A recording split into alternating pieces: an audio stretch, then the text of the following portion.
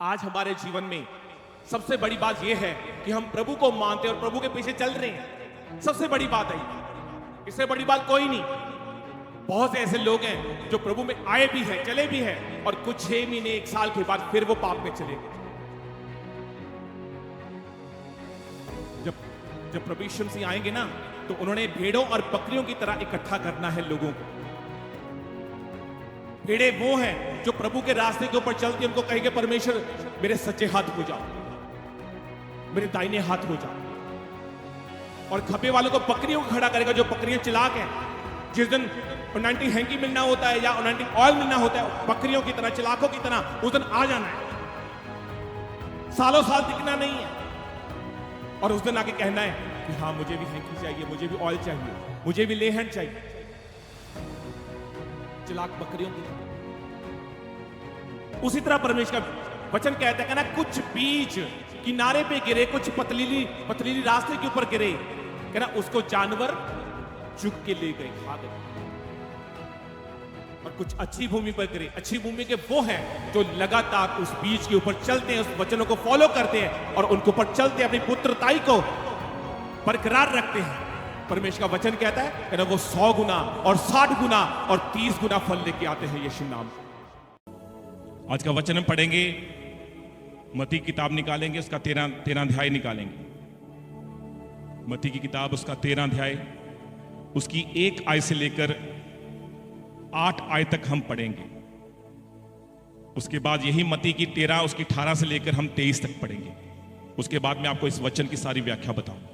लिखा हुआ है, उस दिन यीशु घर से निकलकर झील के किनारे जा बैठा, और उसके पास ऐसी बड़ी भीड़ इकट्ठी हुई कि वह नाव पर चढ़ गया, और सारी भीड़ किनारे पर खड़ी रही। और उसने उनसे दृष्टांतों में बहुत सी बातें कही कि देखो, एक बोने वाला बीज बोने निकला। बोते समय कुछ बीज मार्ग के किनारे गिरे और पक्षियों ने आकर उन्हें चुग ली। कुछ पथरीली भूमि पर गिरे, जहां उन्हें बहुत मिट्टी ना मिली, और गहरी मिट्टी ना मिलने के कारण वे जल्द उग ना पाई। पर सूरज निकलने पर वे जल गए और जड़ ना पकड़ने से सूख गए। कुछ झाड़ियों में गिर गए, और झाड़ियों ने बढ़कर उन्हें दबा डाला। पर कुछ अच्छी भूमि पर गिरे और फल लाए, कोई 100 गुना, कोई 60 गुना और कोई 30 गुना। बोलो आमीन। एक बार एडवांस में तारीफ कर दो जोर से खुदाबंद के लिए, इस वचन के लिए। मैं आपको बताना चाहता हूं, परमेश्वर अपने दासों के बिना आपके ऊपर कोई भी चीज प्रकट नहीं करते। इस दुनिया के ऊपर जब जो भी प्रभु में चलते हैं, परमेश्वर अपने दासों पर प्रकट करता है वो चीजें जो आपके जीवन में ब्लेसिंग्स आनी होती है, बड़ी बड़ी बरकतें आनी होती हैं। चाहे आपको एक गुड न्यूज का आप हिस्सा बनते हो, चाहे आप एक बेबी ब्लेसिंग का हिस्सा बनते हो, चाहे आपके कोई भी बड़ा काम, आपका दुख, मुसीबत, बीमारी आपकी जाती है, वे खुदा का दास आपके लिए प्रार्थना करता है, और उसी प्रार्थना के द्वारा आप आशीष और बरकत को पाते हो। वचन कहता है, कहना एक बीज बोने वाला बीज लेकर निकला, और वो दूर से ऐसे बीज को खिलाता गया। और कुछ बीज मिट्टी में गए, कुछ गहरी मिट्टी में चले गए, वो एकदम से उग गए, पर जड़ ना पकड़ने के कारण वो जल्दी सूख गए, क्योंकि वो सूरज की रोशनी तेज थी, वो सूख गए। कहना कुछ कांटों में गिरे, उन कांटों ने, झाड़ियों ने उनको दबा ली। और कहना कुछ अच्छी भूमि पर गिरे और फल लाए। कहना कोई 100 गुना लेके आया, कोई 60 गुना लेके आया, कोई 30 गुना लेके आया। उसी तरह परमेश्वर का वचन कहता है, जब हम वचन को सुनते हैं, जब हम प्रभु में अच्छी तरीके से नहीं चलते, लगातार नहीं चलते, तो शैतान हमारे बीज को चुरा ले जाता है। क्या कर लेता है? जब हम लगातार खुदाबंद के साथ नहीं बनते, और उसी शैतान को पता होता है कि हां ये भाई, ये बहन लगातार प्रभु में नहीं है, ये आज प्रभु में है, कल नहीं है, और एक दिन ठड्डा मजाक, एक दिन टीवी देखना, एक दिन फोन देखना, एक दिन पाप करना, और फिर एक दिन चर्च चले जाना। शैतान को यह चीज का पता है। इसीलिए परमेश्वर ने कहा था, जब कैन की भेंट कबूल नहीं की गई, इसीलिए परमेश्वर ने कहा था कि ना, हे कैन, क्या तेरे चेहरे के ऊपर उदासी क्यों छाई हुई? कहना अगर तू भला करे, कहना क्या तेरी भेंट कबूल ना की जाएगी? उसी तरह आज जब हम कहते हैं ना कि मेरी प्रार्थना सुनी नहीं जाती, क्योंकि हम कभी भले काम नहीं करते, हम परमेश्वर के घर में जाते तो हैं, पर हमारा मन और हमारा ध्यान किसी और जगह बैठा होता है, या फोन के ऊपर ध्यान होता है, या उन बातों के ऊपर ध्यान होता है जो हमें परमेश्वर से दूर करती है। आज हमारे जीवन में सबसे बड़ी बात यह है कि हम प्रभु को मानते हैं और प्रभु के पीछे चल रहे हैं। सबसे बड़ी बात है ये, इससे बड़ी बात कोई नहीं। बहुत से ऐसे लोग हैं जो प्रभु में आए भी हैं, चले भी हैं, और कुछ 6 महीने 1 साल के बाद फिर वो पाप में चले गए।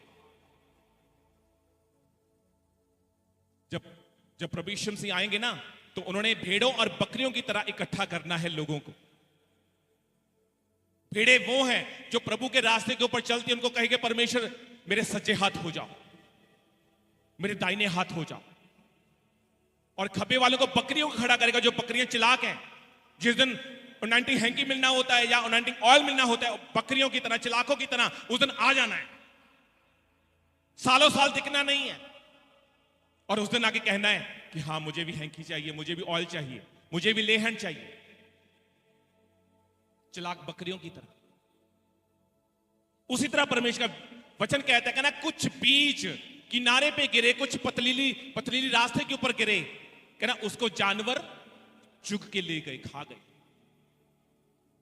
और कुछ अच्छी भूमि पर गिरे। अच्छी भूमि के वो हैं जो लगातार उस बीज के ऊपर चलते हैं, उस वचनों को फॉलो करते हैं और उनके ऊपर चलते हैं, अपनी पुत्रताई को बरकरार रखते हैं।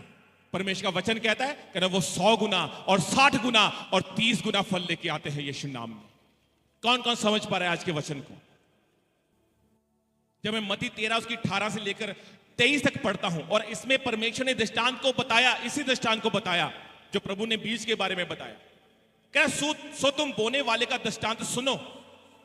कहना जो कोई राज्य का वचन सुनकर नहीं समझता, उसके मन में जो कुछ बोया गया था उसे वह दुष्ट आकर छीन ले जाता है। जैसे मैंने पहले आपको कहा, दुष्ट कौन? वही शैतानी आत्माएं। कहना जो कोई राज्य का वचन सुनकर नहीं समझता, कहना उसके मन में जो कुछ बोया गया था, कहना उसे वह दुष्ट आकर छीन कर ले जाता है। कहना यह वही है जो मार्ग के किनारे बोया गया था। कई बार हम प्रभु में चलते तो हैं और कई बार वचन सुनते तो हम आनंद मना लेते, हाँ आज से मैं वचन के ऊपर चलूंगा, पर थोड़े समय के बाद वही वचन जब हमारे जीवन में होता तो है, क्योंकि उसके ऊपर हम जड़ नहीं पकड़ पाते, अच्छे तरीके से मजबूत नहीं हो पाते, और होता क्या है, थोड़ा सा कलेश, थोड़ी सी लड़ाई होती है और हमारे जीवन में वो वचन खत्म। मैं नहीं कह रहा हूं, वचन कह रहा है कि ना अपने में जड़ ना रखने के कारण वह थोड़े ही दिन का है, और जब वचन के कारण कलेश होता है तो तुरंत ठोकर खाता है। कौन ठोकर खाता है? जो वचन के ऊपर अच्छे तरीके से चलता नहीं, जो उसके ऊपर फॉलो नहीं करता। जो झाड़ियों में बोया गया यह वह है जो वचन को सुनता तो है, पर इस संसार की चिंता और धन का धोखा वचन को दबाता है और वह फल नहीं लाता। जो अच्छी भूमि में बोया गया यह वह है जो वचन को सुनकर समझता है और फल भी लेकर आता है, कोई 100 गुना, कोई 60 गुना और कोई 30 गुना। आमीन।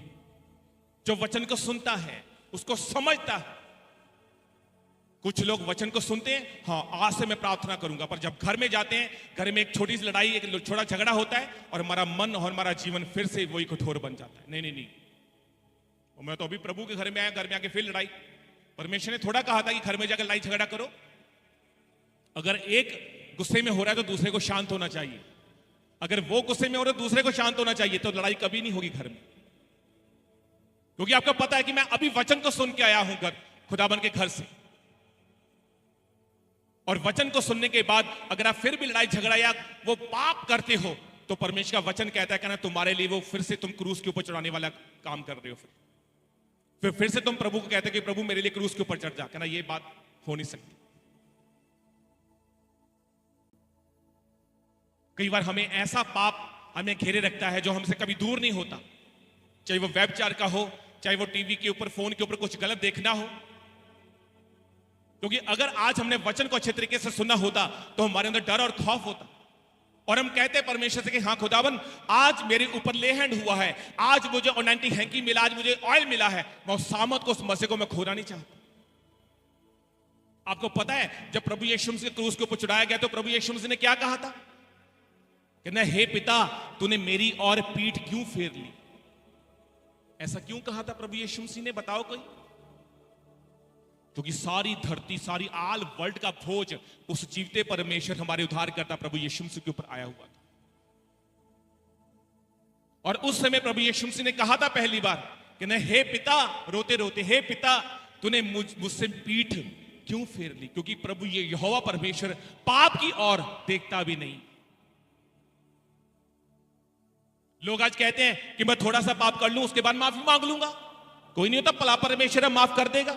नो, अगर मैं दाऊद की बात करूं, दाऊद ने जब पाप किया था क्या उसको माफी मिली थी?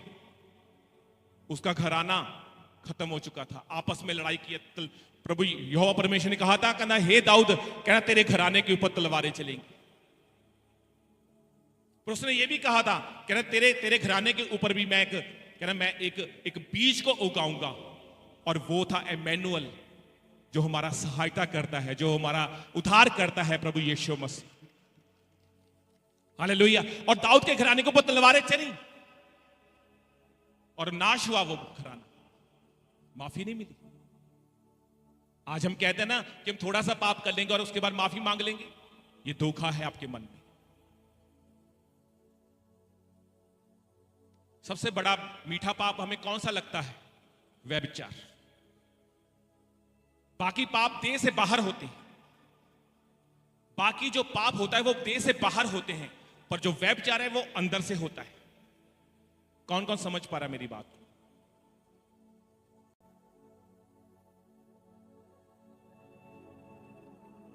प्रभु यीशु मसीह के पीछे दो अंधे आ रहे हैं और वो कह रहे हैं हे दाऊद की संतान मेरे ऊपर दया कर। उसके चेलों ने कहा हे पीछे हट जाओ, और प्रभु यीशु मसीह तेज चल रहे थे, वो आगे निकल गए और वो टिकते ठहरते प्रार्थनाएं करते प्रभु यीशु मसीह के पीछे चलते रहे। ठोकरें खा ली उन्होंने, चोटें खा ली अपने सर के ऊपर, माथे के ऊपर चोट, कभी पैर के ऊपर चोट, पर वो हे दाऊद की संतान, हे दाऊद की संतान मेरे ऊपर दया कर। टिकते डहते नगरों में जाते जूते प्रभु यीशु मसीह के पीछे पहुंच गए। और जब प्रभु यीशु मसीह के सामने आए, प्रभु ने कहा तुमने क्यों मेरा पीछा किया? उन्होंने कहा हे प्रभु हमारे ऊपर दया कर, हे दाऊद की संतान हमारे ऊपर दया कर। कह रहा हम जन्म से अंधे हैं, हमारे ऊपर दया कर। प्रभु यीशु मसीह ने कहा कहना क्या तुम अंदर ये विश्वास है कि मैं ये कर सकता हूं? उन्होंने कहा हाँ प्रभु तू कर सकता है, क्योंकि मुंह से अंगीकार करवाया प्रभु यीशु मसीह। क्या आज हमारा अंगीकार प्रभु यीशु मसीह के सामने कैसा है? अपने घर में जाके अपने बच्चों को हम कैसा अंगीकार कर रहे हैं? हमारी प्रार्थनाओं में क्या अंगीकार है? हमारे घर में रोजमर्रा की बातों में हम रोटी खा रहे हैं, बच्चों को दे रहे हैं, अपने पति को खाना देके भेज रहे हैं, छोटी छोटी बातों के ऊपर हमारा कैसा अंगीकार है? कई बार हमें लगता है कि हम सिर्फ चर्च जाके ही परमेश्वर के सामने हम घुटने लगाते हैं, बस हम ठीक है। नो, परमेश्वर ने कहा कि ना हर रोज, हर समय, प्रतिदिन तू अपना क्रूस उठा और मेरे पीछे हो ले और मेरी महिमा कर। एक 38 साल का रोगी था, एक कुंड था पानी का और उसमें दूध उतरते थे और एकदम से पानी हिलता था, जो भी उसमें छलांग लगा लेता था वो चंगा हो जाता, चाहे वो कोढ़ी, चाहे वो अंधा था, चाहे वो कैसा भी था। और प्रभु यीशु मसीह उसके पास आए, 38 साल के रोगी के पास आए और आके कहते हैं तू उसके अंदर उस कुंड में क्यों नहीं जाता? उसने कहा हे प्रभु, हे गुरु, मैं 38 साल से रोगी हूं। कहना मुझे बैठाते हैं, मुझे उठाते हैं, मुझे घर में छोड़ आते, क्योंकि मैं चल फिर नहीं, मैं मेरी खाट के ऊपर मुझे रख देते और मैं उठता हूं, उठ नहीं पाता, और इसमें कैसे कुंड के ऊपर कैसे मैं नहाऊं जाकर, कैसे आपने आपको चंगाई दी? प्रभु यीशु मसीह ने कहा कहना जा, तेरे पाप माफ हुए, आज से तो कोई पाप ना करना, जा अपनी खाट उठा और चल फिर। उसने अपनी खाट को गोल किया, उठाया और चलने फिरने लगा। और वापिस आके देखता है कि प्रभु यीशु मसीह कहां है? वो है ही नहीं वहां पे। कौन कौन समझ पा रहा है मेरी बात? प्रभु यीशु मसीह ने क्या कहा वहां पे? कहना जा, तेरे पाप माफ हुई, अब से कोई पाप ना कर। इसलिए उसके जीवन में रोग क्यों था? क्योंकि उसने पाप किए थे। आज लोगों को लगता है कि जो ये वचन हम सुन रहे हैं ये सिर्फ एक खाना पूर्ति हम कर रहे हैं, हाँ चर्च में जाएंगे, वचन सुनेंगे और बस आमीन। नो, ये वचन अगर आप समझ पा रहे हो, उसके ऊपर चल पा रहे हो, तो आपके लिए बरकत है। अगर नहीं समझ पा रहे हो तो आपके लिए कुछ भी नहीं है। बाइबल बताती है हे मेरे प्रिय भाई बहनों, ध्यान से सुनना। बाइबल बताती है जब इस्राएली लोगों ने परमेश्वर की दुहाई दी तो परमेश्वर ने मूसा को भेजा। बहुत बहुत बड़े बड़े चिन्ह चमत्कार दिखाए परमेश्वर ने मिस्र देश के राजा को, फिर भी वो ढीठ बनता गया, जिद्दी बनता गया। उसी तरह आज भी लोग जिद्दी बन पा रहे। एक संडे आते हैं, बड़ी गवाही को सुनते हैं, उस दिन हमारा मन करता है हाँ प्रभु में चलेंगे, और घर जाते हैं और वही एक झाड़ियों में बीज की तरह वो झाड़ी दबा लेती है और वो बीज फल नहीं लेके आता। वही घर की चिंता दबा लेती है और धन का लोभ हमें दबा लेता है और हम फल नहीं लेके आते। कुछ पथरीली रास्तों के ऊपर गिरते वो फल हम नहीं ले पाते, वो चिड़िया या जानवर चुग के खा जाते हैं और वो फल नहीं लेके आते।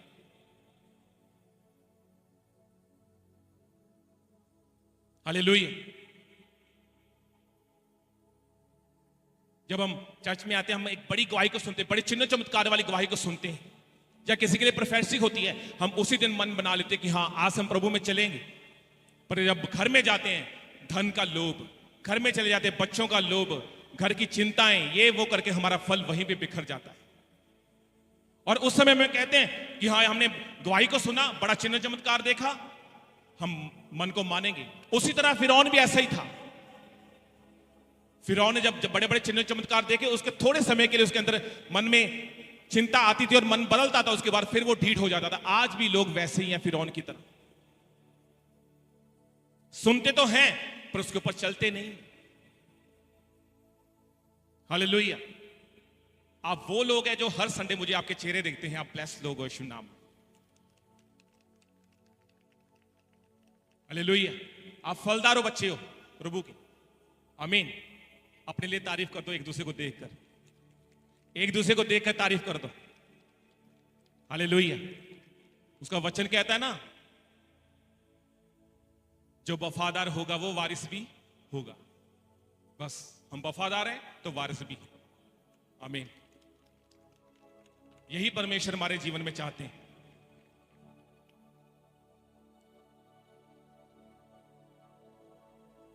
एक बीज बोने वाला निकला, बीज बोया, कुछ पथरीली रास्ते पे गिरा, कुछ झाड़ियों में गिरा और कुछ ज्यादा भूमि के अंदर चला गया। जब वो उगा, कुछ सूख गया धूप के कारण और कुछ झाड़ियों ने दबा लिया, कुछ पथरीली रास्ते पे गिरे और उनको जानवर चुग के ले गए। और जो रियल भूमि के ऊपर गिरा और समझा और जाना, कह रहे वो 100 गुना और 60 गुना और 30 गुना फल लेके आया यीशु नाम। अब आपने देखना है हमने कौन सा बीज को फल लेके आना है, पत्थर वाले के ऊपर, झाड़ी वाले के ऊपर। इस्राएली लोगों ने दुहाई दी परमेश्वर के सामने, तो परमेश्वर ने उनकी दुहाई को सुना, अलग अलग चिन्ह चमत्कार दिखाए फिरौन को, पर उसका मन हठीला होता गया। प्रभु यीशु मसीह ने अपने वचन में कहा था, कहना तब तक मेरे ऊपर कोई विश्वास नहीं करेगा जब तक वो अपने जीवन में चिन्ह चमत्कार देख नहीं लेगा। आज बहुत से लोग चिन्ह चमत्कार देखने के बाद भी अपने मन को हठीला कर लेते हैं फिरौन की तरह। और जो फिरौन नहीं माना, तो उस रात परमेश्वर ने कहा था मूसा को, कहना आज रात में से कहना वो मैं का आत्मा निकलेगा, कहना यहां से, कहना जिस चौखटों के ऊपर वो लहू लगा होगा, मेमने का लहू लगा होगा चौखटों के ऊपर, घर की चौखटों के ऊपर, कहना वो घर बचाया जाएगा, कहना नहीं तो सबके पहलौठे मार दिए जाएंगे। और उस रात मौत निकली और जिस घर के ऊपर वो चौखट के ऊपर लहू लगा हुआ था वो घर बचाया गया, और जिसके ऊपर घर में नहीं लगा हुआ था, जो गाय के बछड़े थे, जो पहलौठे थे, सब मारे गए थे। भाई भी मारे गए थे, बहन भी मारे गए थे, क्योंकि जो पहलौठे थे, जो बड़े थे, जो जेठे थे। और उसी तरह फिरौन का बेटा भी मारा गया था। उसकी पत्नी ने कहा, कहना क्या ये बाल देवता तुम्हारा ऐसा ही है, ये कोई बोलता नहीं है, कहना अपने बेटे को इसके सामने रख। और उसने अपने बेटे को उठाया और देवता के सामने रखा और बाल देवता के सामने प्रार्थना करने लगा, हे बाल देवता तेरे अंदर इतनी शक्ति, इतनी पावर है। वो मूर्ति थोड़ा बोलेगी कि मां परमेश्वर, जिस मूर्ति को एक आदमी ने बनाया, और उसी के सामने हम अगर हम कहेंगे कि तू मेरे लिए काम कर, तू मेरे लिए मुझे चंगा कर, तो ये कर, कभी नहीं हो पाए। किस मूर्ति को कौन बनाता है? एक आदमी। एक तस्वीरों को कौन बनाता है? एक आदमी। ये टेंट, ये मैट, ये पुलपट, ये फ्लावर किसने बनाए हैं? एक आदमी ने। पर इस धरती को और इस आसमान को बनाने वाला एक ही है, मेरा और आपका यहोवा परमेश्वर। हालेलुया। कौन कौन समझ पा रहा आज के वचन को? मैंने कहा है कि आज का वचन अगर आपने सुन लिया तो आप कभी पाप नहीं करेंगे। आपको पता है कि मेरे फल चुराए जाएंगे, कोई चिड़िया ले जाएगी, कोई झाड़ियों में चला जाएगा, कोई शैतान चुरा ले जाएगा। और जब फिरौन बाल देवता के सामने अपने बेटे को रखा रहा 1 घंटा 2 घंटे 3 घंटे, कोई है ही नहीं, कोई आवाज नहीं आई, खत्म था, जान प्राण निकल चुके थे उसके अंदर से। फिर जाके फिरौन का मन बदला और उसकी पत्नी ने कहा, कहना जा इस्राएली लोगों को छोड़ दे, कहना अगर तू बचना चाहता है। फिर उसका मन बदला और उसने कहा, मूसा को बुलाया, हे मूसा जा अपने लोगों को ले जा, कहना कहीं ये ना हो मेरा मन बदल जाए और मैं फिर से इनको गुलामी में डाल। और हुआ पता क्या, जब वो जंगल से निकले और कुछ समय के बाद फिर उसका मन बदल गया, उसका मन ठीक हो गया। उसने कहा, कहना मैं फिर से उन लोगों को वापस लेके आता हूं। और जब पीछे गया, आगे लाल समुंदर था और लोगों ने दुहाई देनी शुरू की, कहना पीछे फिरौन की सेना है और आगे लाल समुंदर है, मैं क्या करूं?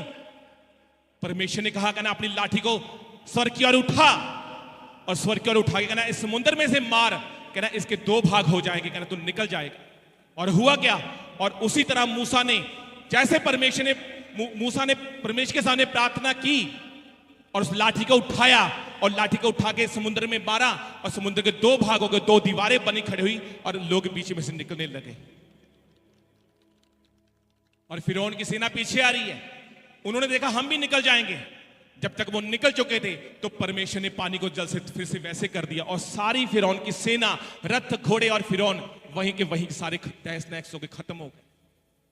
और एक दिन मैं न्यूज सुन रहा था टीवी के ऊपर कि आज भी वहां पे वो अवशेष मिल रहे हैं जो फिरौन के समय में घोड़े, रथों को जो मतलब जो हथियार थे, है ना, उनके अवशेष आज तक मिल रहे हैं। और साइंटिस्टों ने कहा कि ना हाँ, बाइबल आज भी सच है, सच है, सच है बाइबल। आमीन, हालेलुया। जिस इंसान ने इसके ऊपर अपना मन, अपना जीवन रख लिया, वो स्वर्ग राज्य का अधिकारी का बनेगा यीशु नाम। बस अपने मन को, अपने जीवन को उस जीवते परमेश्वर के ऊपर लगाएं और उस फल को फलदार बनाएं जो फल परमेश्वर ने आपको दिए।